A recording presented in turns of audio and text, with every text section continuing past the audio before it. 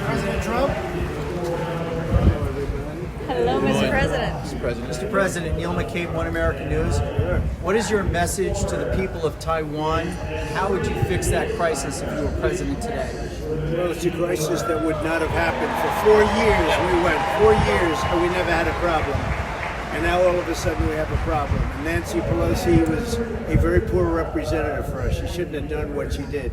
Because all of a sudden, I think you gave China its greatest wish, because now they have a reason to do something. It was a big mistake to do what she did.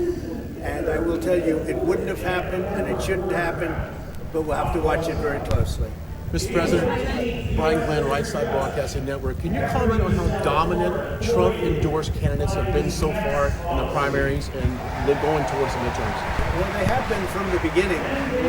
You could go right back to 2016 when I was endorsing people, but for the last year, and now in particular for the last couple of months, it's been amazing.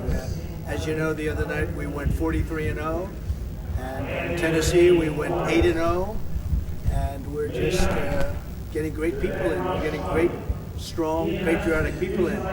But to have that kind of a sway and influence for the good of our country is a tremendous thing. I take it very seriously. But it's been incredible. You look at Carrie Lake, and you look at Tudor, who I just said hello to, Blake Masters, and they started off somewhere in the group, and they ended up really being rocket ships. So it's a tremendous thing. I think we're going to have tremendous support. This guy Bowers was very nasty, and everybody said don't do anything because you can't beat him.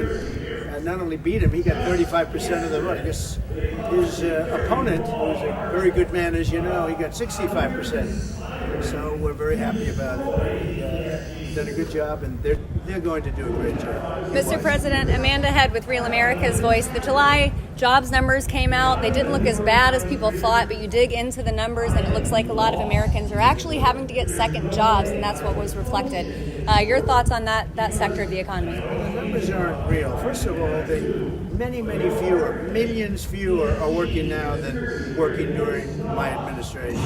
And they take them off the rolls when they're not looking for jobs. They're not looking for jobs.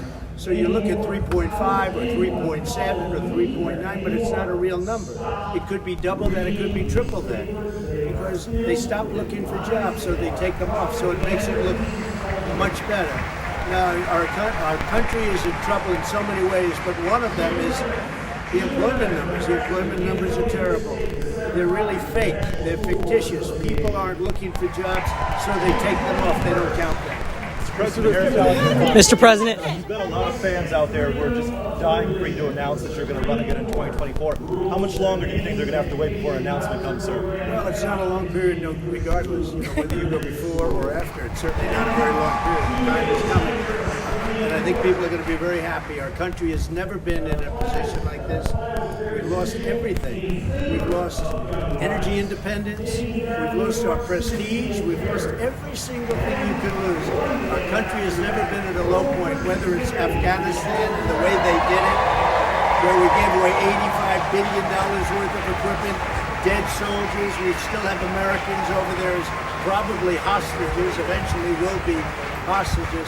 There's never been a time like this. And then you look at the border.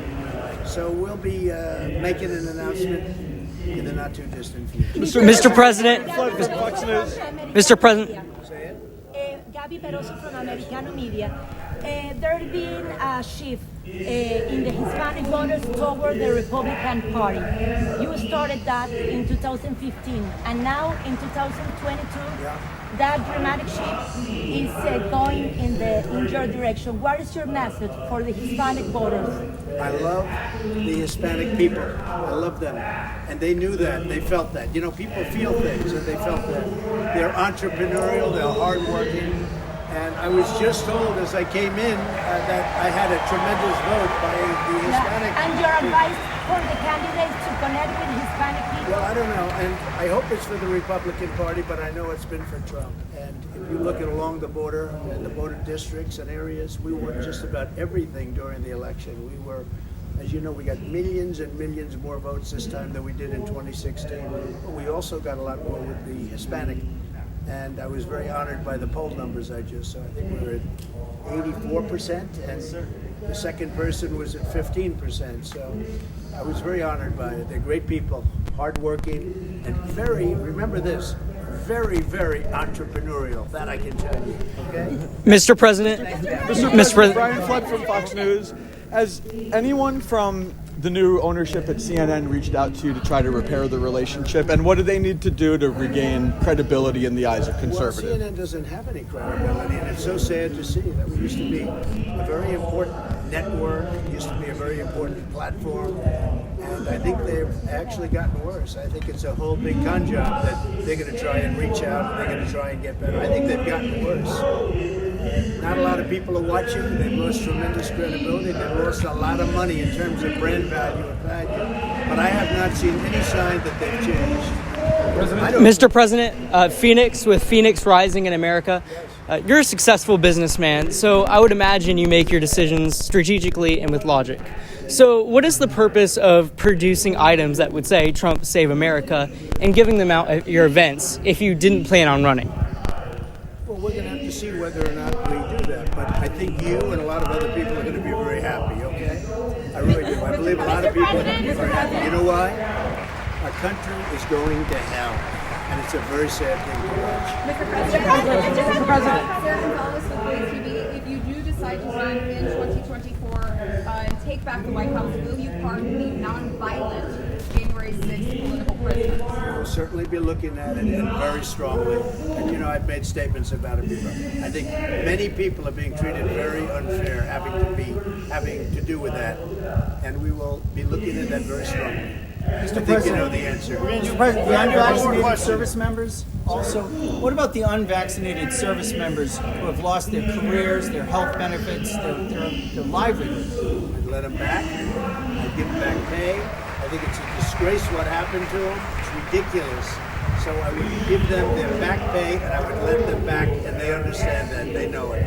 Okay? All right, guys. Thank you, Let's Mr. get one President. last question. Thank you so much for joining us. Do you have any message Thank you, for Dick everyone. Cheney? Thank you. You recently published So a we have some blackout big against elections coming up. I hear Liz Cheney is way behind. She's a terrible representative of the country, but I hear she's way behind. Others are way behind, and the good ones, the ones that we like, are way, way up. And I was really honored to see these results. When you go 43-0 and then 8-0, and then in Texas, as you know, we were 33-0. It's a great honor, and we have one coming up soon. Liz Cheney, I think she'll go down because she's so bad for our country. She's just a warmonger, doesn't know what she's doing. So bad for our country. George W. Bush a coward for not pardoning Scooter Libby? Well, he should have pardoned Scooter Libby, and I guess he didn't have the courage to do it. And the father, Cheney, as you know, didn't speak to him for a long period of time because he felt he should have done it. But I felt that I didn't know Scooter Libby. I didn't know him at all, but I felt that he was treated very unfairly. So I did give him a pardon. Bush decided not to do it. As to whether or not that's a lack of courage, you'd have to ask him. But he should have done it. Will you support Brian Kemp in the November election against Stacey Abrams? Say it, what? Will you support Brian Kemp in the general election against Stacey Abrams? Well, we'll be looking at everything. Thank you very Thank much. you, Mr. President. Thank you. Thank you. Thank you. Thank you. Thank you, sir. Christina Bob said I told her.